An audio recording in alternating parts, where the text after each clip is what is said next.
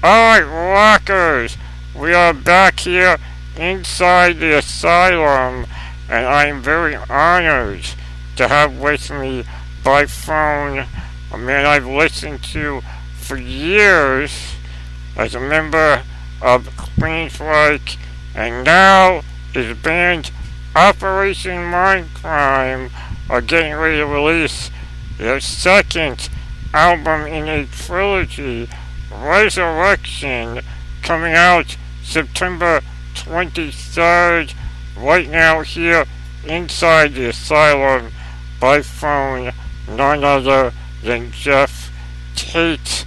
How are you, Geoff? I'm doing great, Turbo. Nice to be on your show. It's an honor for me to have you here. I've listened to you for years with Queensryche, and I gotta be honest, I'm still getting used to connecting you with Operation Mindcrime. It's kind of a Freudian slip often on air that I say Queensryche instead of Operation Mindcrime. Do you get a lot of that still a year later? Oh yeah.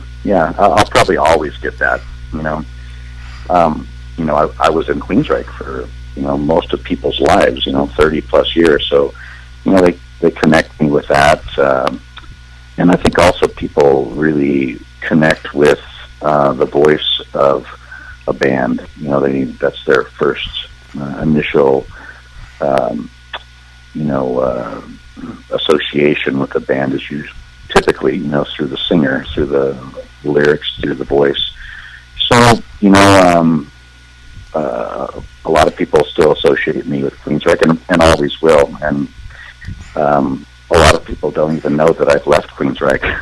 So it's constantly going on, but it doesn't bother me. It's just part of the way things are. Sure. I find it interesting that some people aren't aware of it, considering it was so widely spoken about in a lot of rock and metal news. But then again, it just goes to show you who really keeps up to date on everything, and who doesn't. Yeah, very true, very true. Well, there's so much news in the world these days, and so much information coming at people every day that it's very tedious and difficult to sort through it all and to figure out, well, what is important to me, what applies to me. Oh, the singer for Queensryche left. Okay, well, I still love their music, so okay, maybe I'll remember that, maybe I won't. Doesn't make that much difference to me. Absolutely can understand that completely, and of course, you've been doing very, very well with Operation Mindcrime. The first album, The Key, came out last year. Now you're following it up with Ressurection, coming out on the 23rd of September. And now this is the second of a trilogy. Now, for those who maybe aren't familiar with The Key, didn't know about it, what's the story of this trilogy that we're getting in these three albums? Yeah, well, it is the second album of a three-part presentation. It's a trilogy of records. The trilogy, or the three-act play, is a very kind of typical presentation. Most movies, most films are written from a three-act standpoint. And this record, I'll call it a record, but I'm kind of thinking of it in terms of being three. This story is a story that I wrote while I was hiking across Spain a couple years ago. And it kind of came to me in the middle of a very desert-like area of Spain, and I thought at first I was hallucinating, but then I realized I wasn't, and I took out my notebook and started making notes. But I had been wanting to write a trilogy type of story for quite a while, I liked the idea of a trilogy. I just didn't have the story until a couple years ago. But when it hit me, I recognized it very quickly and began working on it immediately. But the story itself is a bit of a mystery, so I don't like to go into it in too much depth. But it is about a guy that invents a technology called the new reality. And what this technology enables people to do is look at reality in a completely different way. As a lot of people know, quantum physics and different kind of social scientists now really think that our reality is a learned reality, that everything that we call reality is something that we've learned. And so this technology that he develops allows people to see things in a completely different way. And so therefore, it's a very powerful technology, and his partners think that it's worth billions of dollars, and they want to sell it to the world and become fabulously rich. Where the main character in the story is called H. He wants to give it to the world, and because he thinks it's going to rapidly change the way the world works. It's going to change people's perspectives radically.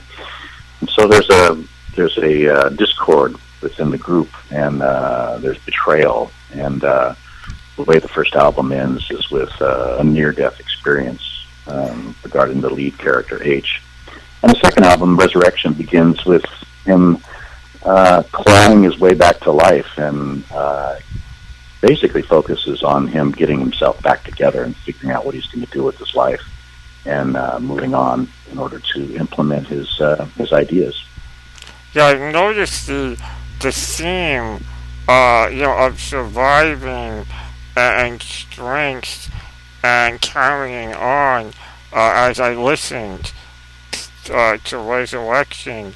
Once I got my hands on a streaming copy of it to check it out prior to speaking with you, and I did notice that theme throughout. And the other thing I noticed as well is that Ressurection stands out on its own as an album. You don't necessarily have to listen to or know the key to listen to Ressurection. And I want to know is, was that part of the process in doing this, that you distinctly wanted them to be 3 standalone albums, stories, instead of altogether connected? You gotta go from one to the other to really understand everything? Well, if you take the records and you play them back to back, everything becomes very clear at that point, which is very exciting. And people that have done it have told me, I wasn't expecting to hear what I heard when I played them back to back, but I was very pleasantly surprised. They are designed to be played together, but I suppose if you hadn't heard the other record, then the record that you were listening would make more sense, because each song is like a scene, in a movie. Mm-hmm. Yeah, no, I totally get that. I mean, I am familiar with the key. I just didn't go back to it prior to listening to Ressurection, but I will make sure that I do that very soon.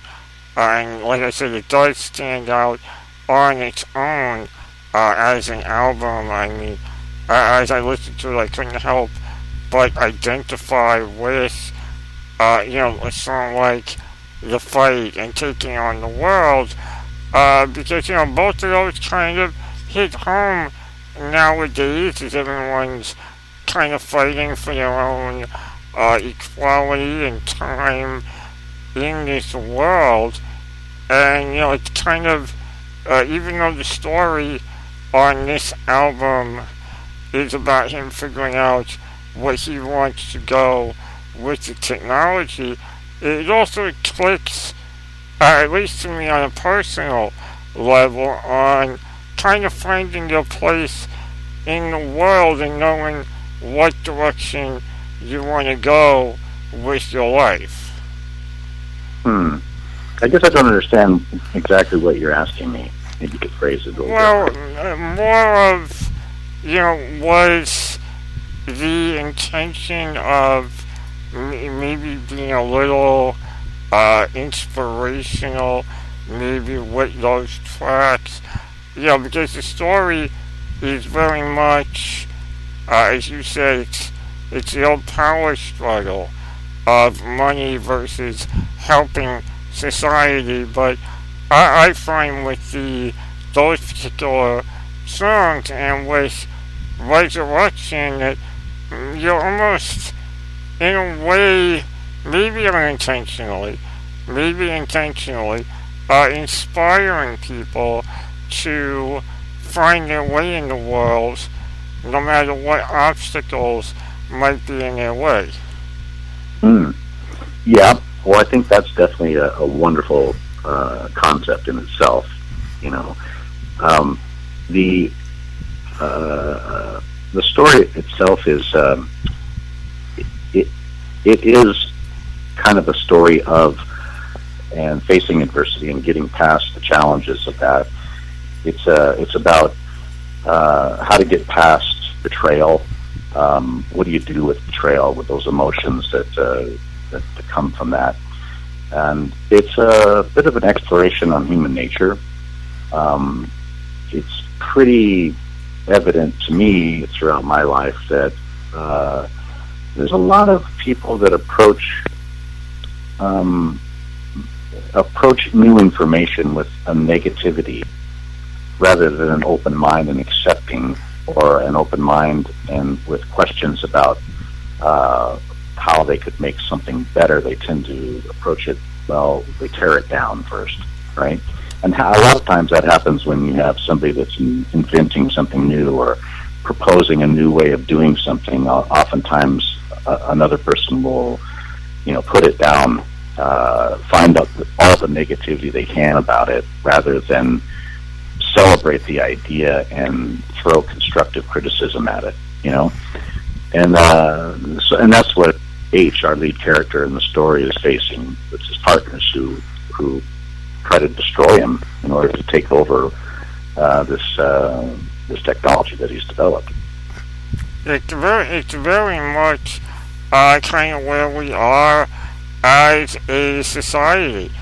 Technology is becoming more and more advanced, and everyone's kind of, butting heads over what's good, what isn't good, what should be used.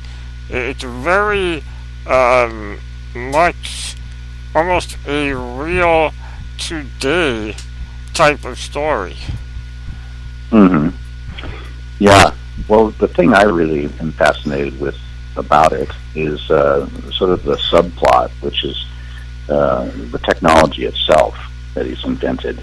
The new reality is something that really appeals to me, and I see it as kind of the breakthrough technology of the future, of what is going to allow human beings to progress past where we are now, is this new way of looking at the world. Like, for instance, as a child, you learn about your environment from your parents. They teach you words, and these words you start associating with reality. For instance, this is a dog, a cat, a chair, the sky, a leaf, a tree. All these definitions form your personal reality.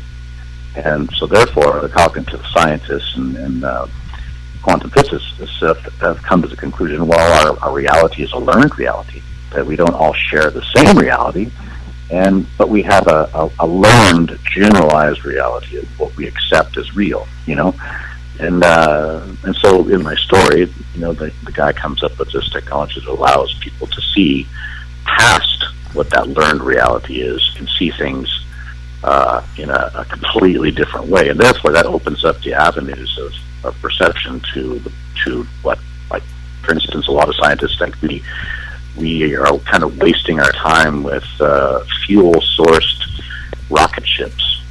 That there's no way on Earth yet invented that we can propel ourselves into deep space in any kind of realistic form.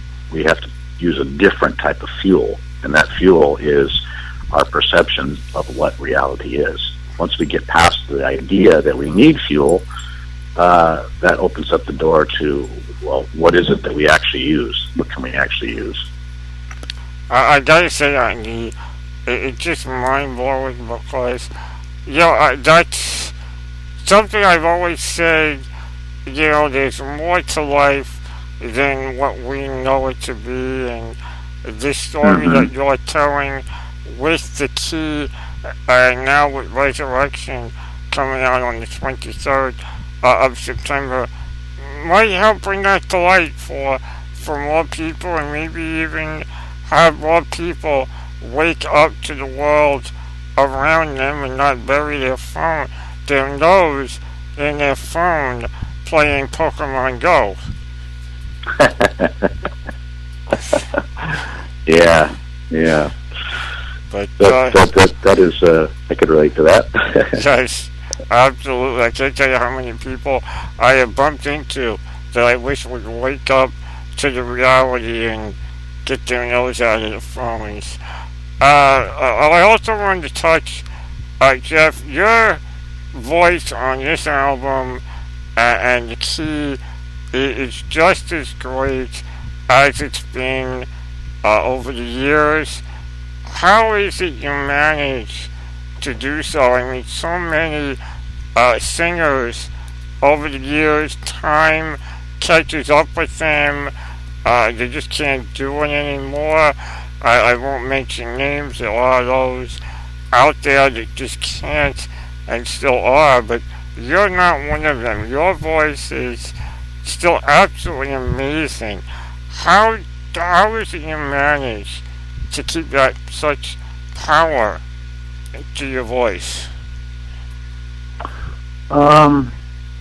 Well, I don't really know how to answer that. Other than a voice is a muscle, and you have to exercise it and keep it flexible and strong. And so for me, I just sing every day. I'm in the studio every day, or else I'm touring, and I just sing a lot. Stay in rehearsal mode, stay active, that kind of thing. But again, it's to me, music is not competition. It's not a competitive sport, and putting musicians into a format of competition is incredibly disagreeable to me. I don't believe in that. I think it's actually wrong. And like shows like The Voice and America's Got Talent and these kind of things, I don't believe in that. I don't believe in putting people in a competitive sort of arena when it comes to art. I'd much rather listen to somebody sing one of their own compositions than try to copy somebody else's song or sing somebody else's song for a competitive purpose. Yeah, no, I completely agree with you there. I mean, I am not a fan of The Voice, of American Idol. I've always said, those shows, it all comes down to personal taste as well as the individual's ability and what their range is. And sometimes you just can't force a sound that isn't there. As you said, the voice is a muscle, and if it's not there, why force it? Yeah, I don't know why certain people focus so much on that kind of thing, that way of thinking. I enjoy an artist for their art. I don't listen to Eddie Van Halen and count how many notes he plays in a measure. I'm listening to the way the music that he's playing affects me, How does it make me feel? Does it make me feel happy? Like on that song "Jump." That's a happy kind of song. I like hearing that. I'm not counting the notes he plays. No, absolutely. It's all about. And I'm certainly not going to criticize him because he played 57 notes in a measure, instead of 82, like he did in a previous song. And I'm not going to judge him because he played less notes on that song. That's a ridiculous way of thinking. No, yeah, I agree completely. What that is that's putting music into a sports format. Sure. And that's not what it is. Sports are great. Go out there and compete against each other, beat each other up, and see who the winner is. Cool, that's great, absolutely. But don't put music in that arena because that's not what music is. No, I think too many people have forgotten over the years that music is an art form. It's meant to be enjoyed. It's meant to inspire feelings, emotions, memories, and do that, and help you in rough times, and not be at home texting or tweeting with a hashtag who you think is better to win a competition, when a year from now they'll be doing a brand new competition and you might not even remember who you voted for, yet great artists and musicians like yourself continue to carry on and do amazing things with the art of music that you guys do. Yeah, well, it's a different world these days, I'll tell you that. It is. It definitely is. And look, all I can tell you, Geoff, is I love Ressurection. I love what I heard. I can't wait to hear the third. Will that roll out next year in regards to time frame, or will that be a little bit further down the line? Well, this year I'm going to be touring in the States in March, and then March, April, May in the States, and then the new album, the third album, will be coming out around this time next year, September, and then I'll be doing another world tour after that. Very cool. Plenty to look forward to from Operation Mindcrime. And is there a plan once all three are out to release the three as a complete set, or do it live as a full 3-act type of show, or have you haven't gotten to that point yet? Yeah, I'd like to do perhaps like a limited touring production of all three albums. I'd love to play that live, and perhaps it would be good to record it all at that time, and maybe release some kind of special release, regarding all three albums. Yeah, but that I think is still a couple years out. Hopefully you do get to do that. And as I said, Ressurection is great. I've heard it. It's an honor to have had the chance to chat with you today, Geoff. And I have 2 songs from the album I was given regarding airplay. I was given The Fight and a smear campaign. Which of the 2 would you prefer I share with my listeners coming out of our chat here? Well, I don't really have a preference. I think that you know your show probably better than I do. So I would say, why don't you pick, Turbo? Well, I'll tell you what, I've been playing a smear campaign a lot. I just got The Fight recently, so I think I'll play The Fight here for everyone.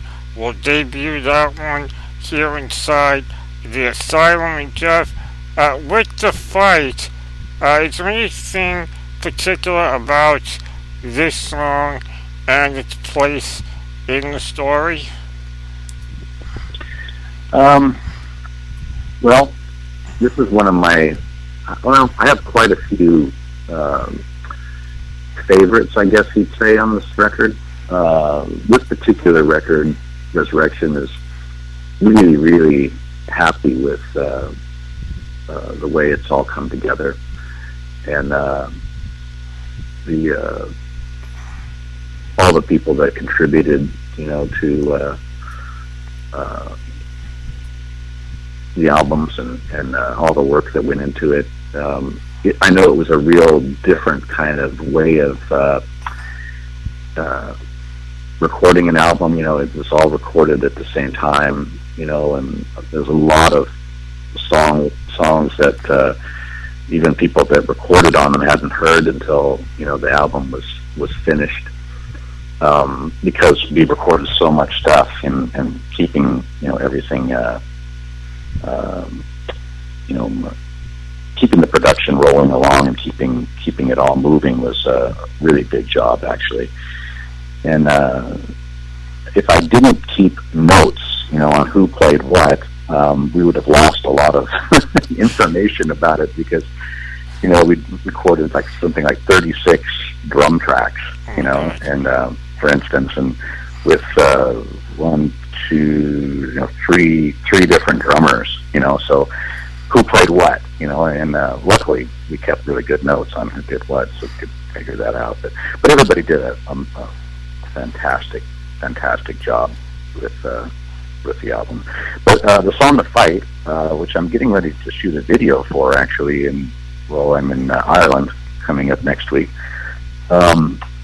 It's kind of a reflection back on what has happened to H, the lead character, and he's asking questions, about who he is and how he got to this place that he's in, and ultimately asking where can he go next. Cool. I dig the track. I dig where it fits in to the story, and I look forward to hearing the rest of the story. Excellent. In a year's time. Geoff, thank you for joining me here inside the Asylum. Rockers, Operation Mindcrime's Ressurection comes out September 23rd. This year, a debut for us here inside the Asylum. This is The Fight from Operation Mindcrime.